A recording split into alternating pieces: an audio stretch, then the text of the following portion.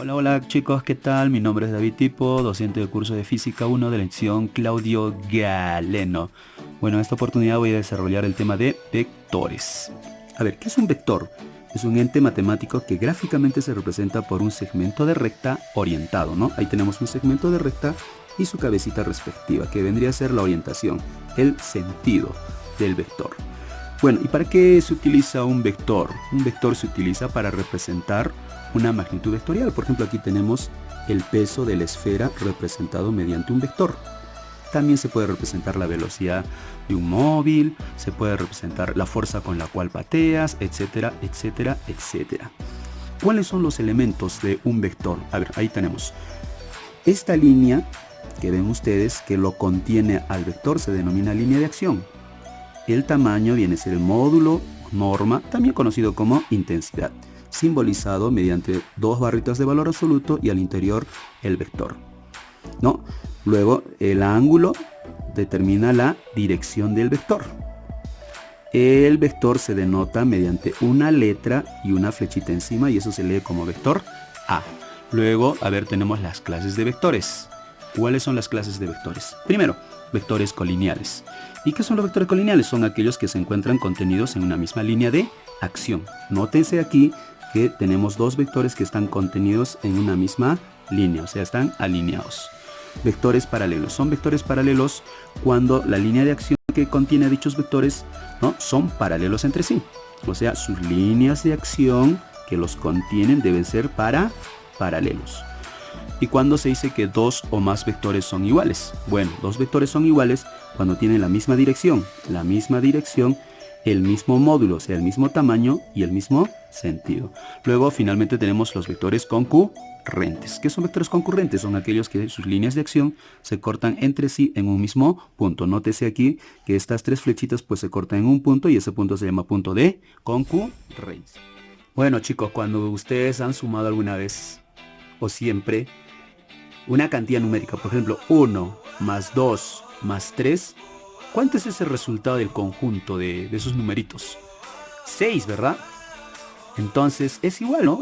La suma de vectores. Cuando sumamos un vector, ¿no?, una cantidad de vectores, al final, ¿qué obtenemos? Un solo vector, llamado vector resultante. Entonces, si sumamos varios vectores, al sumar, ¿qué obtenemos? Un solo vector. ¿Y ese vector cómo se le denomina? Pues vector resultante. Por ejemplo, a ver, por ejemplo aquí. Me dice, en los siguientes casos, obtenga el módulo de la resultante. Miren, en el ejemplo 1, tenemos dos vectores. Chicos, ¿cómo son estos vectores? Paralelos. Al sumar estos dos vectores, por ejemplo, 4 más 2, ¿qué obtenemos? Una resultante cuyo tamaño simplemente sería la suma de los dos, que vendría a ser ¿cuánto? 6. Y cuando están en sentidos contrarios, es una resta. Esta diferencia, ¿cuánto viene a ser? 2, ¿no? 2 en este caso. Bueno, pero ¿saben dónde surge el problema? Cuando los vectores ya no son paralelos. Por ejemplo, mira, si este vector de tamaño 2 está en esta dirección y el otro está en esta otra dirección, ojo que no son paralelos, entonces la resultante, chicos, ya no va a ser 6, ¿no? Ya no, jóvenes. La resultante ya no va a ser 6. Otro ejemplo, por ejemplo. Este vector de tamaño 2 y el otro de tamaño 4, conste que no son paralelos. Tampoco la resultante en este caso vendría a ser 6, ¿no? Bien, a ver. Entonces, como ahí surge un problema, ¿cómo vamos a desarrollar ahora cuando ya no son paralelos?